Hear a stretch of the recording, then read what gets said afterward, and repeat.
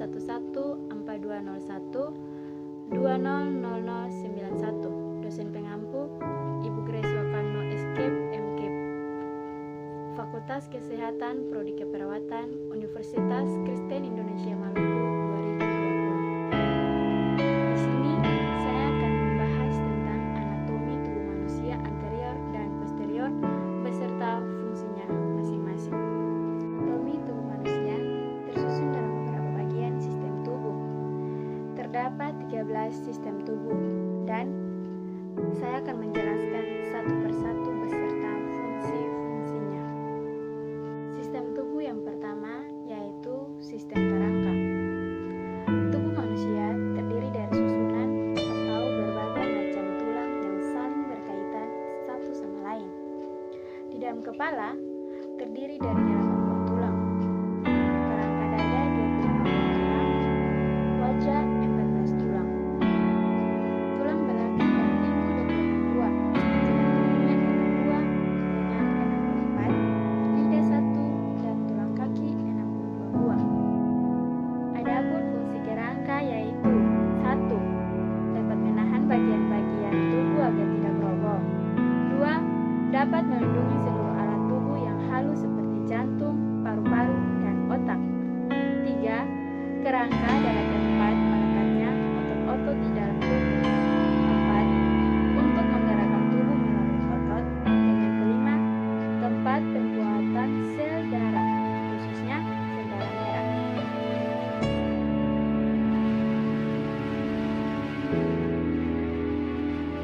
Masuk pada sistem yang kedua, yaitu sistem otot. Sistem otot berfungsi otot merupakan alat yang dimiliki manusia untuk melakukan segala aktivitas dari berjalan hingga mengangkat naik berat. Sistem otot pada manusia terdiri dari 600 otot yang juga memiliki fungsinya masing-masing. Sistem yang ketiga yaitu sistem peredaran darah. Sistem peredaran darah atau sirkulasi dan kardiovaskular yang berfungsi untuk memompa darah ke seluruh tubuh. Sistem peredaran manusia adalah jantung yang berbentuk kuning dan letaknya terbalik. Bagian dalam jantung terdiri dari 4 ruang, yaitu serambi kiri, serambi kanan, bilik kiri, dan bilik kanan. Antara serambi kiri dan bilik kiri saling berhubungan. Begitu juga serambi kanan dan bilik kanan saling berhubungan satu sama lain. Sistem yang keempat yaitu sistem imun. Sistem imun atau sistem kekebalan tubuh berada di seluruh tubuh, terutama pada bagian limpa.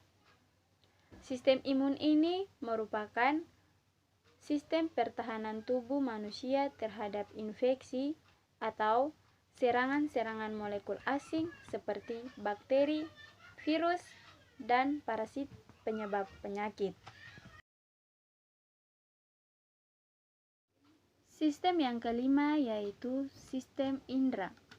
Sistem indera pada manusia berfungsi sebagai penerima rangsangan dari lingkungan sekitarnya. Manusia memiliki indera yang biasa disebut dengan panca indera, yaitu indera penglihatan atau mata, indera pendengaran atau telinga, indera penciuman atau hidung, indera peraba atau kulit, dan indera yang terakhir adalah indera perasa atau lidah. Setiap indera memiliki fungsinya masing-masing. Misalkan, indera mata dipakai untuk melihat, indera hidung dipakai untuk mencium aroma seperti bau sedap dan yang lainnya. Indera telinga dipakai untuk mendengar. Indera peraba kita pakai untuk merasakan kehangatan, dingin, atau yang lainnya. Sedangkan indera perasa kita pakai untuk merasakan enak dan tidaknya suatu makanan.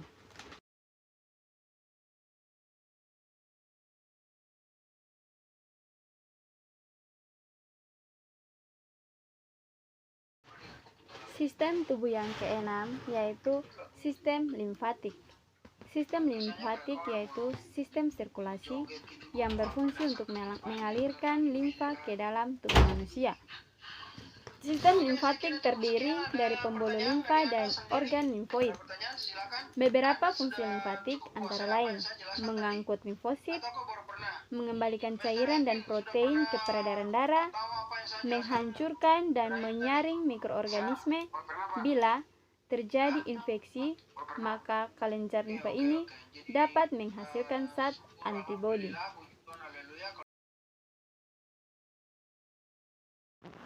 Sistem yang ketujuh yaitu sistem pencernaan.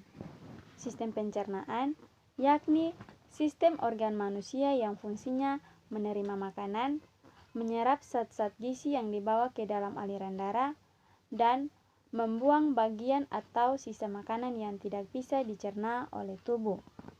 Sistem pencernaan dimulai dari mulut, tenggorokan, kerongkongan, lambung, usus kecil, usus besar, rektum, dan berakhir di anus. Sistem yang ke-8 yaitu sistem pernapasan. Organ yang digunakan untuk bernapas ialah paru-paru. Pada sistem pernapasan, oksigen merupakan kebutuhan yang sangat utama karena manusia menghirup oksigen dan mengeluarkan karbon dioksida dan uap air.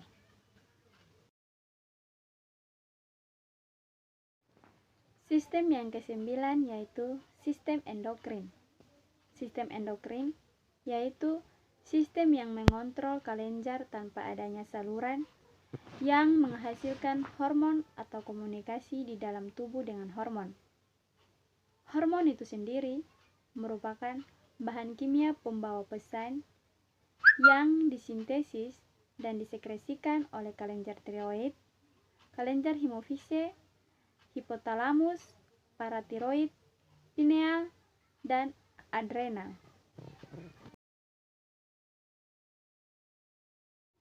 Sistem yang ke-10 yaitu sistem ekskresi.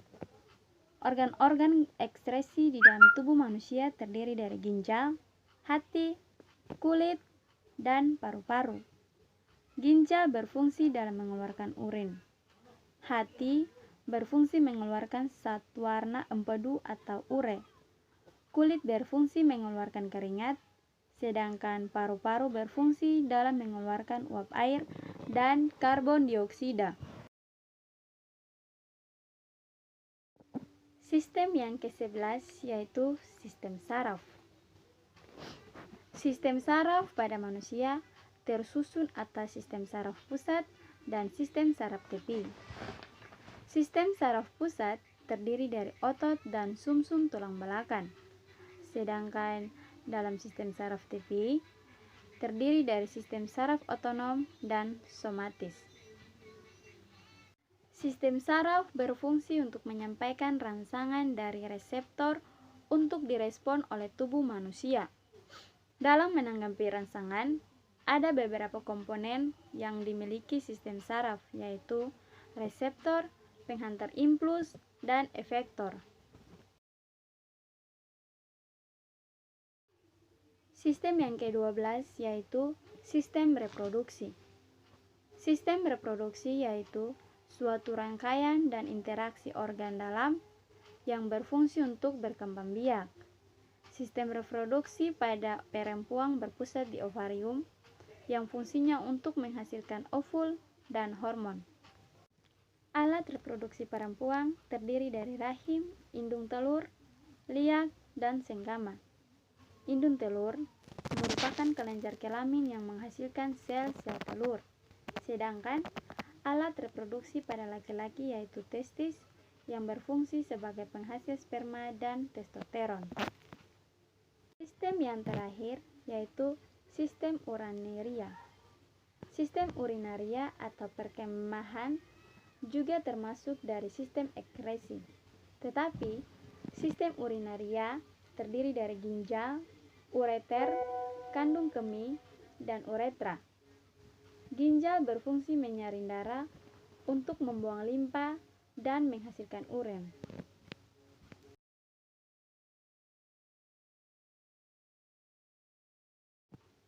Ureter, kandung kemih, dan uretra bersama-sama membentuk saluran kemih yang berfungsi mengalirkan urinnya dari ginjal, menyimpannya, dan kemudian melepaskannya saat buang air kecil. Selain menyaring dan menghasilkan limpa dari tubuh, sistem urinaria juga dapat mempertahankan homeostasis air, ion, pH, tekanan darah, kalsium, dan sel darah merah.